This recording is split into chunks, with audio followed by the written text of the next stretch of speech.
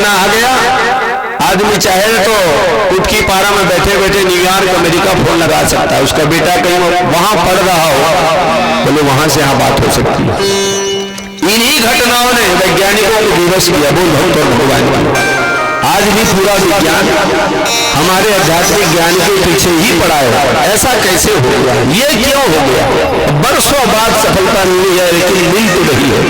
तो भगवान ने अर्जुन का रथ हाँकना स्वीकार किया। भगवान रथ हाँक रहे, अर्जुन रथ में बैठ गया और भगवान से कहा, प्रभु मैं देखना चाहता हूँ मेरी पार्टी में कौन कौन है और मेरे विरोध में कौन कौन है, कौन मेरे समर्थक है कौन मेरे विरोधी है। आदमी ही जानना चाहता है कौन मेरा सपोर्टर है और कौन मेरा विरोधी है। होता क्या है, जो सपोर्टर है उससे हमारा प्यार हो जाता है और जो हमारा विरोधी है उससे नफरत हो जाती है। मुख में से दिल में जरूर हो जाती है। इसलिए मैंने धोखा दिया, आश्रम में आने का प्रयास किया, ये मेरे विरुद्ध बोलता है, मन में जरूर खोट आती है। तो अर्जुन के रथ को भगवान दोनों सेनाओं के बीच में ले गए। अर्जुन खड़ा होकर देखने लगा कि कौन मेरी ओर से लड़ रहा है और कौन मेरे लिए लड़ रहा है, मेरे विरुद्ध लड़ रहा है। अर्जुन देखने लगा तो सामने कहीं गुरु द्रोणाचार्य खड़े, कहीं भीष्म पितामह विरोधी पार्टी द्रोणाचार्य जी खड़े, कर्ण खड़े, विकर्ण खड़े, दुर्योधन दुशासन। अर्जुन देखने लगा कि सब तो अपने हैं, कोई गुरुदेव है, कोई परदादा है, कोई पिताश्री, कोई भतीजा, कोई भाई, बोले इसमें कोई गैर नहीं है। नहीं तो आजकल के कुरुक्षेत्र में होता क्या है, एक ही बात होती है, वो फिल्म की सारी याद आती है, हमें तो अपनों ने लूटा, गैरों में कहाँ दम था, हमारी किस्ती वहां डूबी जहां पानी कम।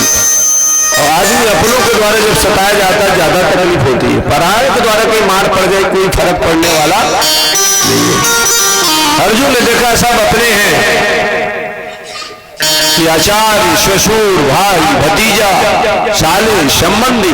तो अर्जुन ने कहा कि हाथ जोड़कर भगवान से अर्जुन कहने लगा, हे श्याम, यदि इनको मारने के बाद गोविंद मुझे भी स्वर्ग का भी शासन मिल जाए, स्वर्ग का अधिकार मिलने वाला हो, तो ही मैं अपनों को मारने वाला नहीं। क्यों आदमी दिन रात एक करता है, मेहनत करता है, किस लिए?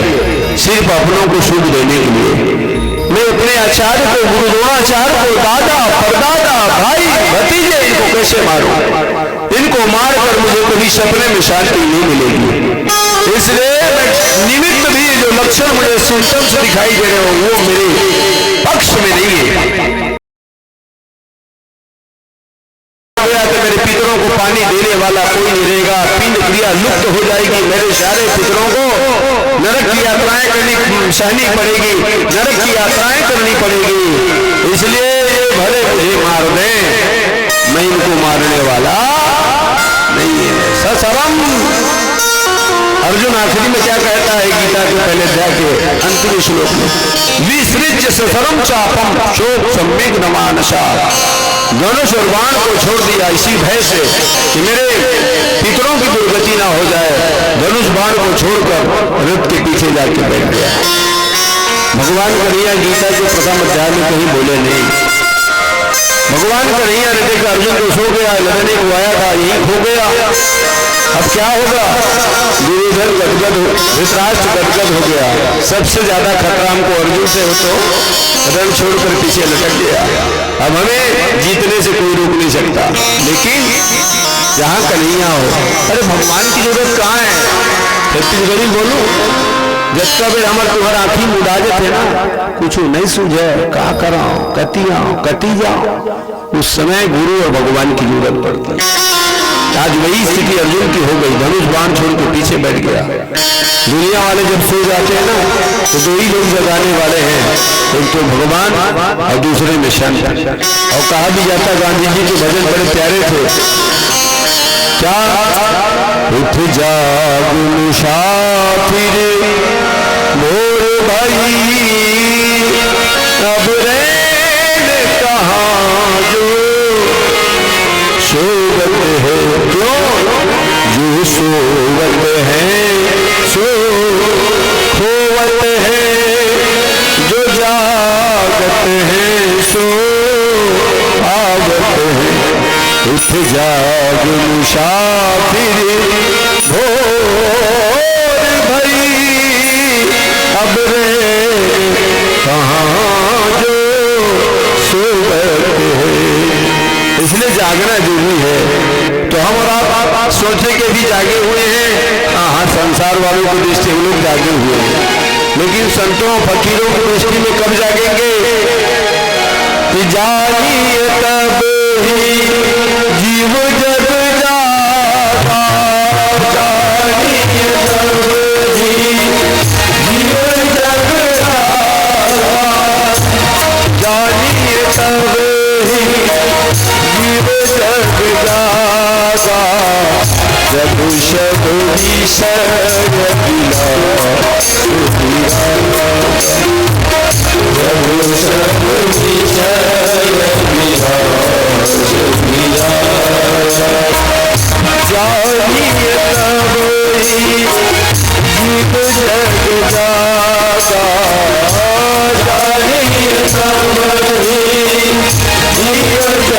जागा, जब शब विषय विलास बिला, जब शब विषय विलास बिला। श्याम जी ने देखा अर्जुन को सो गया, कैसे जगाएं? तो देखो आदमी जैसे हालत में सोता है उसके अनुसार लोग जगाते हैं। जैसे किसी की नींद थोड़ी कमजोर वाली फीकी नींद है, तो मम्मी पापा बोले बेटा 6 बज के उठ जाओ, तुरंत उठ जाएगा। और जो गंभीर निद्रा में कोई सोया हो और आप बहुत प्यार से धीरे बोले हे कीर्तन कितने यार 6:30 बज गया, इन शब्दों से कोई फर्क पड़ने वाला नहीं। अर्जुन कितना सो गया, इतना सो गया कि अपना मूल धर्म छोड़ करके कहीं और खो गया।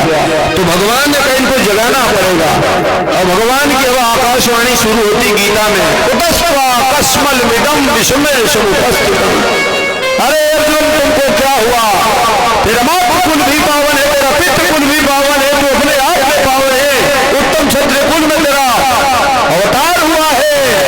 आज तक मैंने अर्जुन को कभी ऐसे रंग से भागते हुए देखा नहीं, अर्जुन के अंदर कभी मैंने कायरता देखी नहीं। अर्जुन सदैव प्रतिज्ञा, अर्जुन की 2 प्रतिज्ञा, मर जाऊंगा लेकिन कभी युद्ध में भी नहीं दिखाऊंगा, ना दैन्यम ना पलायनम। आज क्या हो गया अर्जुन को जो रथ छोड़ के पीछे बैठ गया, और अर्जुन ऐसा बैठ जाओगे तो क्या होगा? तेरी कीर्ति पर बोले धब्बा लग जाएगा, दुनिया तुम पर धू करेगी। अर्जुन तुम्हारी यही चर्चा होगी। अर्जुन को कायर निकला, नपुंसक निकला, बड़े बड़े वीरों को देख डर गया। क्या होगा अर्जुन तुम्हारा? ओहो भगवान की जब घोषणा चली, कौन ऐसा माइक लाल जो जागे ना, भगवान जगाने वाले कि मुचकुंद सतयुग से सोया था, सतयुग सोया, त्रेता सोया, द्वापर सोया, जगाया किसने? मुकुंद ने। आज अर्जुन सो गया था, भगवान की घोषणा शुरू हुई, अर्जुन थर्रा गया और थर्रा करके रथ से सामने आया, कहे श्याम मैं निर्णय करने की स्थिति में नहीं हूं, मुझे क्या करना चाहिए क्या नहीं करना चाहिए, ये दोनों स्थिति में मैं आज उलझन में फंस गया। आप करुणा करें, मेरे लिए उचित क्या है? आप मेरा मार्गदर्शन करें। शिष्य हम शादी मान तो हम प्रपन्ना, आप मेरे गुरुदेव हो और मैं आपका शिष्य। आज पहली बार जीवन में अर्जुन ने भगवान को गुरु कहा और चरणों में जुड़ गए। देखो जब तक जीवन में गुरु ना मिले, चाहे किसी भी क्षेत्र में हो, आपको ना आपको मंजिल मिलने वाली है, ना आपको सफलता मिलने वाली है। गुरु बने डायरेक्टर, गुरु बने आपको पथ जो दिखाए, जब आपको कुछ समझ ना आए तो आपको आगे पूरा समझाए, हाथ पकड़ कर जो आगे ले जाए, उसी का नाम सदगुरु है।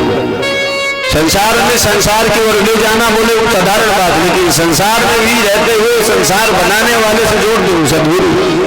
आज पहली बार अर्जुन ने भगवान के साथ एक नया नाता बनाया। क्या आप गुरु हो, मैं आपका शिष्य। अभी तक गीता का ज्ञान प्रकटित नहीं हुआ था। जब तक योग्यता ना आए तब तक विद्या किसी को मिलने वाली नहीं है। कभी कभी विद्या से योग्यता आती है। आज कहा कि मैं आपका चेला हूं, आप मेरे गुरुदेव हो, कृपा करो प्रभु मेरा उचित मार्गदर्शन कीजिए। तो भगवान ने कहा अर्जुन तुम सोच नहीं करने वाले के लिए सोच करते हो। पंडित जो होते हैं, पंडित का मतलब कई लोग ब्राह्मण समझते हैं। पंडित का मतलब ब्राह्मण नहीं, पंडित का मतलब होता है विद्वान, पंडित का मतलब होता है स्कॉलर, पंडित का मतलब होता है दक्ष, चतुर, होशियार, विषय विशेषज्ञ, उसको कहते हैं पंडित। जैसे कोई जबरदस्त तबला वादक होता बोलते हैं हाँ तबला के पंडित फलाना, कोई जबरदस्त हारमोनियम बजाने तो हारमोनियम का पंडित है। पंडित माने विद्वता, पंडित माने विद्वान, कोई जाति विशेष नहीं है, ये उपाधि विषय है। तो भगवान ने कहा देखो कभी शोक चिंता नहीं करना चाहिए। अर्जुन तुम किसके लिए शोक चिंता करते हो? संक्षेप में ही सुनिएगा, ये मरने वाला शरीर तो मरा मुराया है, पंच तत्वों से बना हुआ है, लेकिन इसके भीतर जो आत्मा है उसका कभी खात्मा नहीं होता। वो जो आत्मा है उसका कभी खात्मा नहीं होता। ना जाए थे मृते कदाचिन्नायम भूत्वा भवितावान भूया। अच्छे एक उदाहरण बोल भक्त और भगवान जो आत्मा क्या है, आत्मा की शक्ति क्या, कैसे पहचाने?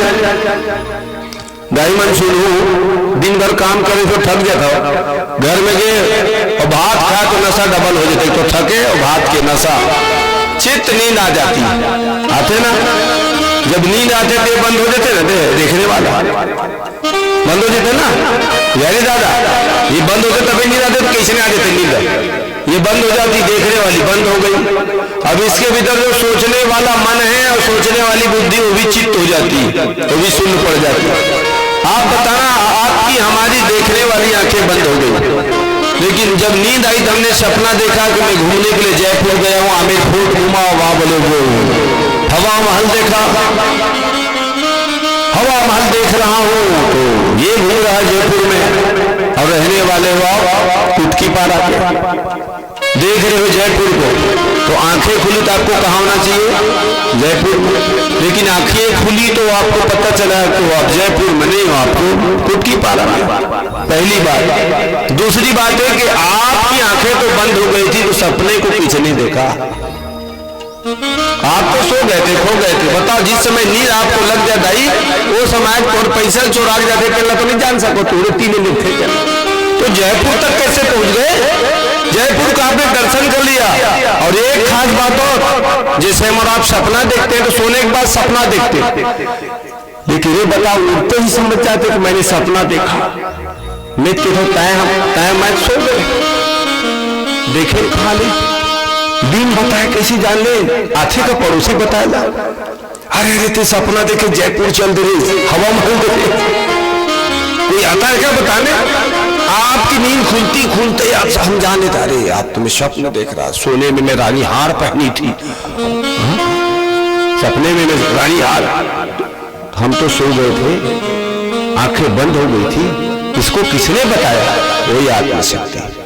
आप लोग नर्सिंग वाले हो ना, हाँ किसी को बड़ी बीमारी हो जाए तो बिना बेहोश किए ऑपरेशन किया नहीं जाता। आप किसी आदमी को 2 घंटे बेहोश कर दो उसके बाद ऑपरेशन करो, आपको बताना नहीं पड़ेगा, वो तुरंत समझ जाएगा हाँ 1 से मैंने 3 बजे तक बेहोशी की हालत में था। अरे मेरे भाई तुम तो बेहोशी की हालत में थे तो कैसे जान के बेहोश था करके? तो शरीर तो बेहोश था लेकिन आत्मा बेहोश नहीं, उसी शक्ति का नाम आत्मा है। आत्मा है, इसका प्रमाण क्या है? क्या है सर्टिफिकेट? थोड़ा विचार करना। जैसे आप सब यहाँ आए, आप यहाँ हो ना, अभी आप लोग यहाँ हो, वो इस बात का प्रमाण है कि आप यहाँ आने से पहले कहीं थे। बोल भक्त और भगवान बताओ, कहीं नहीं रहते तो अभी यहीं रहते। मैं यहाँ अभी हूँ, वो इस बात का प्रमाण है कि इससे पहले मैं कहीं और था, तब मैं यहाँ हूँ, और जब यहाँ हूँ तो और कहीं रहूंगा। ठीक वैसे ही अभी हम हैं, इसका मतलब हमारी आत्मा पहले थी, हमारी आत्मा अभी है और बाद में रहेगी, ये कभी बदलने वाली, नाश होने वाली नहीं है। इसलिए तुम चिंता मत करो, तुम किसको मारोगे? न हन्नते, यह है आत्मा को कोई मार नहीं सकता, और हन्न माने शरीर को कोई रोक नहीं सकता। हमारा धर्मशास्त्र तो ऐसा कहता है आदमी मर जाए, मरने के बाद उसको आप किसी भी अवस्था में रख दो, लेकिन अंदर जो पतली पतली नशे उसके भीतर कीड़े पड़ जाते हैं 3 घंटे के अंदर, ऊपर चाहे कितनी भी व्यवस्था हो जाए, आत्मा के निकलते ही तो ये सड़ा हुआ शरीर अर्जुन, तुम इसको क्या मारोगे? इसलिए तुम उठो और हानि लाभ की चिंता छोड़कर अपना कर्म करो। तुम्हारा अधिकार कर्म करने में है, फल में तुम्हारा अधिकार नहीं है। आपको प्रतियोगी परीक्षा दिलाना है, कितनी पढ़ती बच्चियां, उनको पढ़ना देख के हमको तकलीफ होने लगती। मेरी भी लड़की अभी कोटा में गई है नीट करने इसी साल।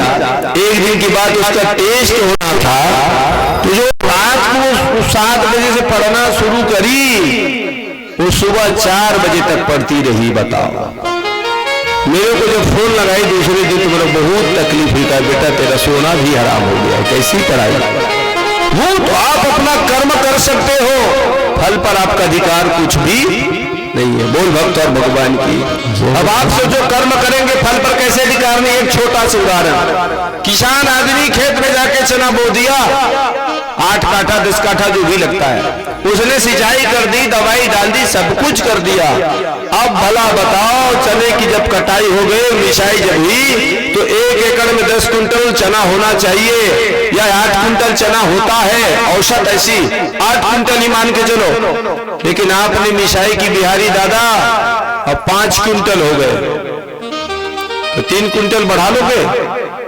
देशनाथ, एक चने का दाना बना लोगे? कुटकी पारक पूरे किसान मिलकर है, किसानों में इतनी ताकत जो अन्न का एक दाना बना सके, धान का एक दाना बना सके।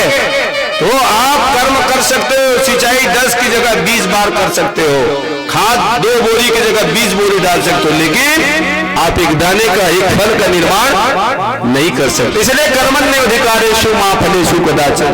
लेकिन कर्म करें और फल की इच्छा ना करें। पढ़ाई करें कि हमको अमुक तमुक बनना है, इच्छा ही नहीं करें, भाई फिर मेहनत कैसे करेंगे?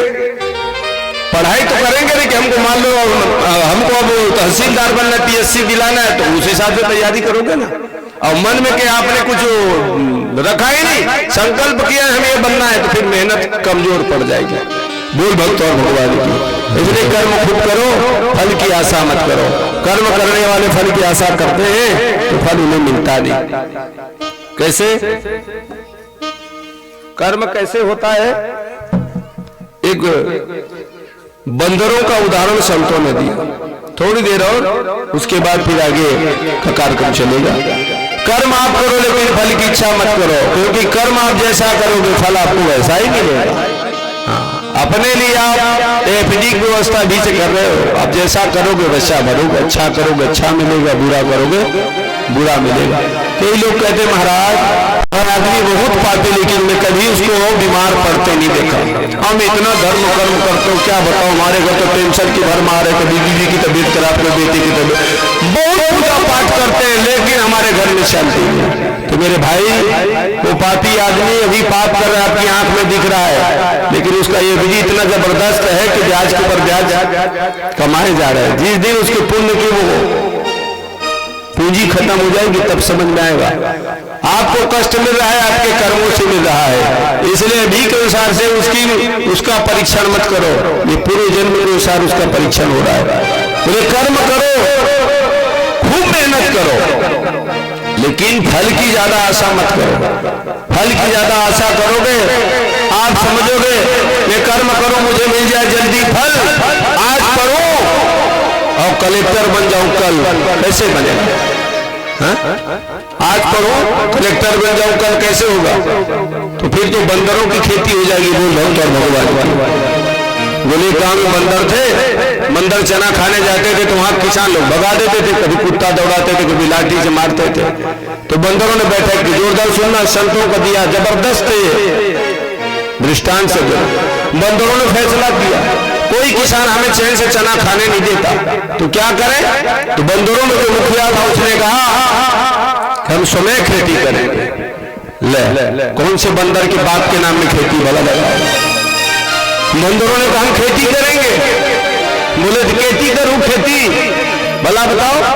तो बंदरों ने कहा जब चना बोने का समय आता है ना, तो नदियों का पानी कम हो जाता है और नदी के किनारे किनारे थोड़ी थोड़ी जगह बच जाती है। तो बंदरों ने कहा वहां चना की खेती करेंगे। तो बीज आप लोगों जैसे किसानों से उन्होंने बटोरा और क्या किया, नदी के किनारे नाखूनों से जमीन को खोदा और चने के दाने को डाल दिया, ऊपर से मिट्टी पाट दिया और बढ़िया वहीं पर डेरा जमा लिया बंदरों ने। कोई आके चना मत खाए, कोई आके चना मत खाए। और ठीक उसी समय चने को बोया जिस समय कुटकी पारा वालों ने बोया, उसी मुहूर्त में बंदरों ने बोया। अब इधर क्या हुआ कि कुटकी पारा वालों को चने की कटाई हो गई, मिसाई हो गई, उसकी बिक्री भी हो गई और बोले बेच के सोना चांदी ले लिए। और बंदर लोगों के भी चने के दाने में अंकुर तक नहीं निकला। एक दिन राम कुमार दादा वहीं से जा रहे थे, बंदरों ने पकड़ लिया, कहा दादा रुको रुको, ये बताओ आपने जिस दिन चना बोया हम लोगों ने उसी दिन बोया, आपका चना हो गया मिसाई हो गई, लेकिन हमारे चने में दाने में अंकुर नहीं निकला, ऐसा क्यों? तो राम कुमार दादा ने पूछा भैया कौन सी पद्धति से आप लोगों ने चने की खेती की? तो बंदरों के मुखिया ने जवाब दिया महाराज हमको अपने चने के दाने से बहुत प्यार हो गया है, तो हम लोग क्या करते हैं दिन में 20 बेल नहीं देखे तो कुछ नहीं देखे, किसी चीज निकाल दिन में एक दिन में 20 बेल नहीं देखे तो कुछ नहीं कि तो रोज कोई धंधा प्रतिदिन, हाँ 20 और 25 होते थे, कम नहीं हो, रोज वही धंधा। माथा ललित राम कुमार दादा देखे से को जन किसान ने चना वो एक बात को उसे निकाल देखे, इन्हें को मौका दिया फलने फूलने का और तुम लोगों ने मौका ही नहीं दिया। दिन में 20 बार दर्शन तुम्हारे चना में कलयुग सज्जू का जी कबू में अंकुर निकलने वाला नहीं। तो ऐसे आप समझो कि सुबह पढ़े या दोपहर में रिजल्ट आ जाए, दोपहर पढ़े शाम को नहीं समय लगता है साहब। तो भगवान ने अर्जुन से कहा अर्जुन तुम लड़ो, मर जाओ हार जाओ चाहे जीत जाओ, फायदा क्या है? लड़ते लड़ते जीत जाओगे, राज्य मिल जाएगी, हम मर जाओगे स्वर्ग मिलेगा। बोल भगवान भगवान। इसलिए खाली फलुआ मत बैठो, फलहा बैठने वाला वो रोगी हो जाता है, कमजोर हो जाता है और उसको परिवार वाले बिल्कुल नहीं भागते। जब तक आदमी एक्टिव रहता सक्रिय रहता है तब तक उसकी सब जगह प्रतिष्ठा रहती है, उसे सबका सम्मान होता है। इसलिए अर्जुन तुम उठो युद्ध करो। भगवान ने दिव्य तुम ज्ञान अर्जुन को दिया, समय का अभाव है, सामने काम भी बहुत है, जल्दी समय इतना भी है, तो बस इतना समझिए गीता में मुख्य 3 योग मन बना भाव मत भक्तो मत त्यागी काम नमस्कुर। अर्जुन तो मुझमें मन लगाने वाला बन जा, तू मेरी पूजा करने वाला बन जा, तू मेरा ही चिंतन करने वाला बन जा। मैं सिर्फ बताता हूँ तुमको सारे चिंताओं से उलझनों से मुक्त कर दूंगा। फिर भगवान ने अर्जुन से पूछा अर्जुन तुम मेरे बारे में कितना जानते हो, मैं कौन हूँ? कहा तुम यादव हो, तुम सखा हो, तुम कृष्ण हो, 3 नाम दिया। तुम यादव हो, तुम कृष्ण हो, तुम सखा हो, बस इतना ही जानते हो, आगे कुछ नहीं जानते। भगवान ने कहा देखो आज मैं क्या हूँ तुमको दिखाऊं, क्या तुम मेरे विराट रूप को देखना चाहोगे? ये तो मेरा लघु स्वरूप है जिसके साथ तुमने अपना कुछ मान रखा है। मेरा एक ऐसा विराट रूप है जिसे आज तक तुमने देखा नहीं, कभी जाना नहीं, कभी सुना नहीं, देखने की इच्छा है। अर्जुन ने कहा हाँ अवश्य महाराज मैं आपका भक्त हूँ, तो आपके स्वरूप का दीदार मैं ना करूँ तो कौन करेगा? लेकिन अर्जुन तुम इन चरम चक्षुओं से मेरे विराट स्वरूप को देख नहीं पाओगे, क्योंकि अनंत अनंत सूर्य से प्रकाश उसमें है और वो प्रकाश तुम्हारी आंखों के सामने आए, आंखें फूट जाएगी। तो कहा प्रभु कुछ भी हो तो आप करो, आपकी कृपा से आपको मैं देखना चाहता हूं। इसलिए मानस की चौपाई है, जगसान गाइएगा तुम्हारी कृपा तुम्हारी तुम्हारी कृपा तुम्हारी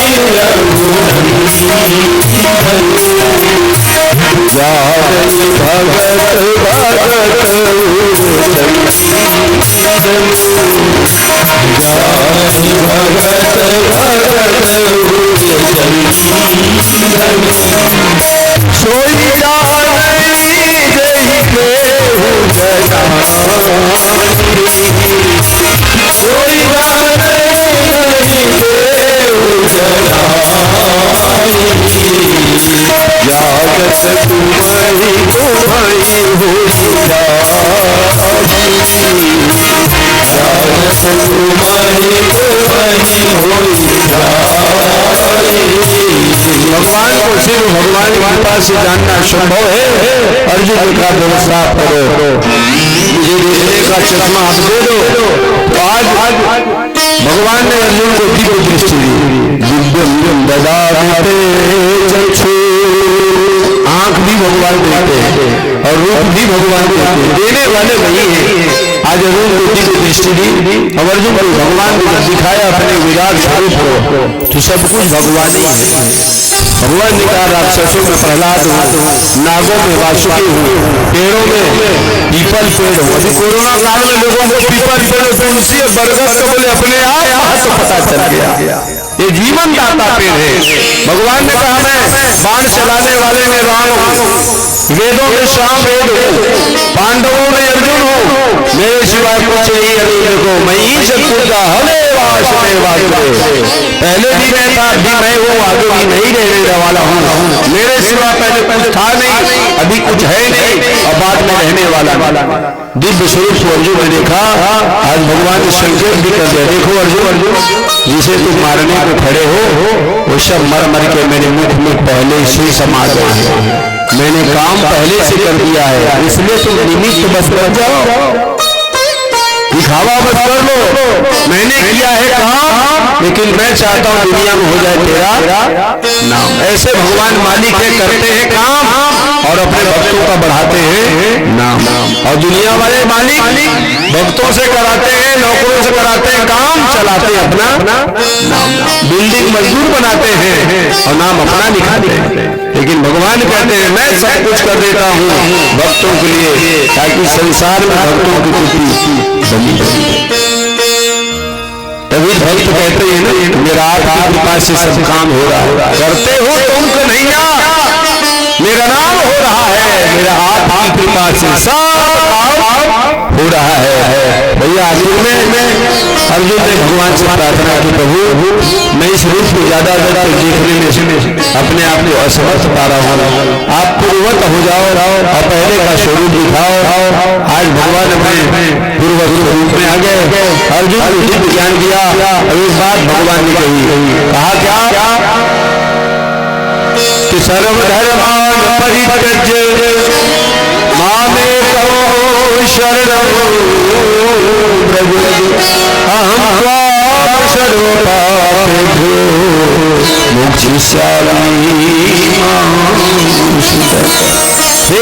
सब कुछ छोड़कर तुम्हारे चरणों से नाता जोड़े, मैं तुम्हें सारे पापों से मुक्त कर दूंगा। टेंशन मत कर, मां शुचः, चिंता मत करिए। और हमारे यजमान दादा का नाम चिंता नहीं हो, कोई चिंता तो भी बोलना पड़ेगा, आप हो चिंता। लेकिन भगवान कह रहे कि मत करना जीवन में चिंता, नाम से भले हो जाओ चिंता, लेकिन काम से कभी मत हो चिंता, चिंता मुक्त हो जाओ। अर्जुन को दिव्य ज्ञान दिया है, अर्जुन का जो होता समाप्त हो गया। अर्जुन ने कहा प्रभु अब आप जो कहोगे मैं वही करूंगा।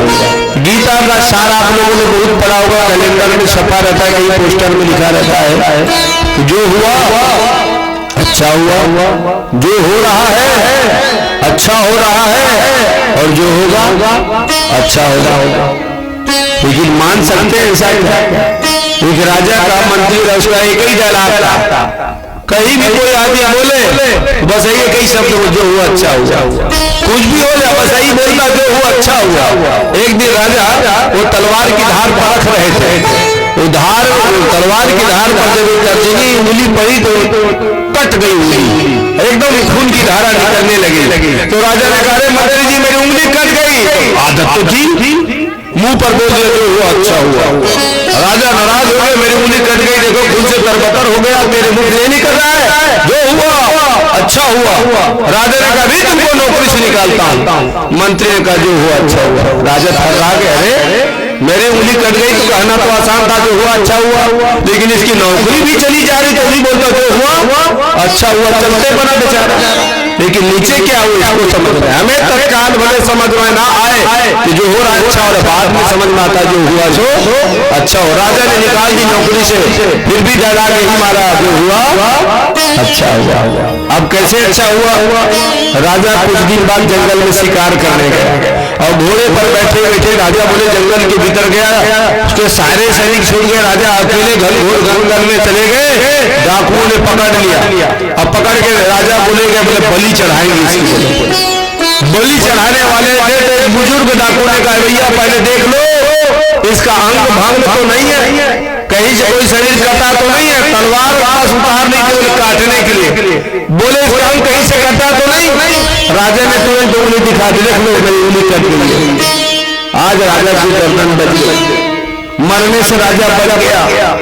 राजा जब बलि चढ़ने से बच गया तब राजा को समझ में आ गया, उस दिन मंत्री ने जो कहा था जो हुआ अच्छा हुआ, उस समय समझ में नहीं आया, अब समझ में आ रहा है यदि उंगली नहीं कही होती तो आज मेरी गर्दन कट गई होती है, मैं मर गया होता। उंगली कट करके मेरे जीवन को उसने कटने से बचा लिया। राजा तुरंत घर आया और मंत्री को बुलाया, बुलाओ मंत्री को। मंत्री को बुलाया, कहा मंत्री जी उस दिन आपने जो कहा जो हुआ अच्छा हुआ, समझ में नहीं आया, अभी समझ में आया, ये उंगली नहीं कटी होती तो डाकू ने मेरी गर्दन काट दी होती। तो मंत्री कहीं बने हो गए दादा दिन पर बोला नौकरी निकाल देते, बरोबर अच्छा तो सर भले दूसरा नहीं, लेकिन मैं तो बांध देते अमोर प्राण छूट गए, मैं बलि में चढ़ गया होता। इसलिए जो हुआ सो अच्छा हो, एक बार ताली बजाओ, बोल भगवान की, बोल गीता मैया की। इसलिए आइए गीता का 3 वाक्य समझे। आखिर में धर्मदास ने पूछा संजय बताओ कौन जीतेगा इस युद्ध को? तो संजय तो पहले ऐसा था जिसका खाओ उसी के गुण गाओ, लेकिन गीता को उपदेश सुन के बुद्धि में शुद्धि आ गई। देखो आजकल बच्चों में बुद्धि है लेकिन बुद्धि में शुद्धि नहीं। ये बताइए 60 साल का बुढ़ा नेट नहीं चला सकता, लेकिन 2.5 साल का लड़का मटिया मेट कर देता है। नेट तो कब खत्म करे पता नहीं चलता है, इतनी 2.5 साल के लड़के, लेकिन बुद्धि में शुद्धि नहीं है। कैसे नहीं पता? एक गुरु जी थे, अचानक अपन कमरा में इस क्लास में एक दिन और टेबल में ठोकी, बहुत खतरनाक गुरु जी, लेकिन मन थर टेबल को ठोका गुरु जी ने और बाकी बच्चों से पूछा बोलो आज मेरा कौन सा दिन है? सब बच्चे कांप रहे, कोई जवाब देने की स्थिति में नहीं, डर रहे थे कहीं नहीं, उत्तर गलत हो गया तो छोड़ेंगे, कोई जवाब नहीं दिया तो गुरुदेव ने फिर कहा कोई तो बताओ आज मेरा कौन सा दिन है? एक लड़का उठा था, गुरुदेव आपका जन्मदिन है। अरे तू कैसे जान लिया कि आज मेरा जन्मदिन है? ऐसे अंदाज से बोला कि आपका कुछ विशेष दिन जन्मदिन है। तो गुरुदेव ने कहा बताओ ये बताओ मेरी उम्र कितनी हो गई आज? अब कभी बताया नहीं था कि कौन से सन में पैदा हुए गुरु जी, कभी नहीं बताने से अपन जन्म जाती रहो। गुरु जी आज बच्चों से पूछने लगे बताओ मेरी उम्र कितनी है? तो बाकी लड़के तो सर न पड़ गए, क्या जानेंगे भैया, न हमने कभी इनका सर्टिफिकेट देखा, न किसी ने बताया, न कभी बर्थडे बुलाया। अगर क्या बोलते मोमबत्ती भी देख ली होते हो तो नंबर से समझ में आ जाता है कितने साल के, वो भी नंबर तो कभी लगा नहीं। बोले कैसे बताए? तो एक लड़का उठा, जो लड़का उठी बेटे मैं बताऊं, तो गुरु जी थर्रा है सही बता दो वैसे, हाँ इसे बता दो वैसे लगा थे कुछ राजा। गुरु जी खुद थर्रा कि गुरु आदमी, बोले तुम कैसे बताओगे? मैं बता दूंगा। तो बाकी को संगवारी में देख मार खाना तो बता, चुप बैठ जा भैया, तय गलत बता दे तो हो सके तोर गुस्सा हमने ढाई उतर जाए, तो लड्डू पड़ी यदि है पता तो पता। लड़के ने दावे के साथ कहा मैं बता सकता हूँ, तो गुरु जी थर्रा के बोले बताओ। तो लड़का उठा माफ करना तब बताऊंगा। बोले हाँ पूरा माफ ही है। बोलो बताओ मैं कितने साल का हूँ? बोले मुझे पूरा पता है गुरुदेव मैं बता सकता हूँ। अरे बताओ ना, क्षमा करना बोले, लेकिन हाँ पूरा क्षमा बोलो। तो लड़का कही तो उम्र 40 साल, बोल भगवान की सही। गुरु जी 40 साल के रहे देशनाथ, थर्रा के गुरु जी तो कैसे जाने रहे? सर्टिफिकेट देने कुछ नहीं गई, तो व्यवहार देख के बता देते 40 साल के हज के कैसे? तो कहीं मोर घर में एक भैया हो, मोर घर में एक भैया हो, वो 20 साल के है, वो हाफ माइल है, थोड़ा पागल है। मोर घर में भैया 20 साल तो थोड़ा पागल है, तो मैं समझे यही गुना भाग लगाए गुरुदेव। मोर भैया की उम्र 20 साल तो आधा पागल, और तोला देखो पूरा पागल की तो मैं डबल कर देंगे 20 वाले हाफ आई और तो पूरा पागल 20 साल वाला आधा पागल, तुम तो हुए पागल गुरुजी बोले। एक दिन में समझ गए 40 साल के वो खंड में कम न ज्यादा बोल है, तो बुद्धि तो है लेकिन बुद्धि में सिद्धि नहीं है। संजय ने कहा गीता पाठ करके एक ही चीज समझो, गीता का पहला शब्द है धर्म, अंतिम शब्द है मम। धर्म ही मेरा है ये समझ के रहना, धन मेरा समझोगे चक्कर में पड़े रह जाओगे। भला बता को गोटियां मरते नितान तो भर्री जाती था समा नहा जाते, ना डोली जाए ना पढ़ने वाले की पोथी जाती, सिर्फ धर्म ही हम लोगों के साथ जाता है। तो धर्म को कभी छोड़ना मत करो, और जो धर्म को छोड़ देता है वो न घर का रहता है न घाट। ये बताओ अग्नि से कहीं प्रकाश, अग्नि से प्रकाश और गर्मी निकलना बंद हो जाए तो अग्नि का अस्तित्व तो समाप्त हो जाए, कोई उसे पसंद नहीं करेंगे। जल ठंडकना बंद कर दे, शीतलता बंद कर दे, जल का अस्तित्व तो समाप्त हो जाएगा। इसलिए अपने धर्म को कभी मत छोड़ो, मर जाओ मिट जाओ, लेकिन कभी दूसरे धर्म का पालन सपने में मत करना। धर्म रहेगा तो आपका अस्तित्व रहेगा, वजूद रहेगा, आपकी पहचान रहेगी, आपका निशान रहेगा। और धर्म को छोड़ दोगे वो दिन मटिया में हो जाओगे। आज देखते हो क्रिश्चियन लोग पैसे की बरसात करके गरीब गरीब लोगों को क्रिश्चियन धर्म अपनाने के लिए मजबूर करते हैं। मुस्लिम लोग हमारे हिंदुओं की बेटियों से विवाह करके जबरदस्ती उनको अपने इस्लाम धर्म को कबूल कराते, क्यों? उनको पता है हमारे धर्म को बदलो। अब उनको पता है कि हमारा धर्म सुरक्षित रहेगा तो हम सुरक्षित रहेंगे।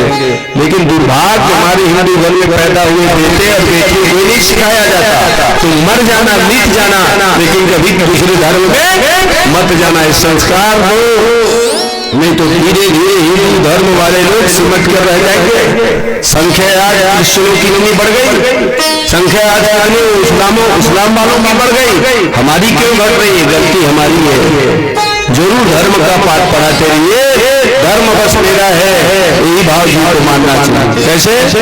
जैसे हम मर जाएंगे तो हमने जो धन इकट्ठा कर रखा है, यदि घर की में रखा है तो वो धन वहीं पड़ा रहेगा, हमारे साथ रहने वाला नहीं है। हमारी पत्नी बड़ी प्यारी है लेकिन घर के दरवाजे तक साथ देगी, आगे वो साथ देने वाली नहीं है। आपके घर में भी पशुधन है तो कोठे में बंधे रह जाएंगे, कोठे से आगे कोई उनकी नहीं है। आपके स्वजन जो है कंधे पर उठाएंगे, यही चिल्लाएंगे राम नाम सत है, सबके ही गत है। मरघट तक ले जाएंगे, चिता पर सुलाएंगे और फिर दिखाकर चले जाएंगे। परिवार वाले रिश्तेदारों को बोले शंख नाम, इस शरीर को अपना मानते हैं, प्यारा मानते हैं। इस शरीर से प्राण जब निकल गया चीते के ऊपर इसको चित्त कर दिया गया और जो उसमें माचिस खींची गई, अग्नि जली चीता में, तो जिस शरीर को हम अपना मानते थे वो भी जलकर भस्मीभूत हो गया। अब भला भला कौन संग में जाएगा? धर्मानुगच्छति जीव का सिर्फ धर्म ही हमारा आपका साथ छोड़ता नहीं है। इसलिए धर्म को धारण करते रहो।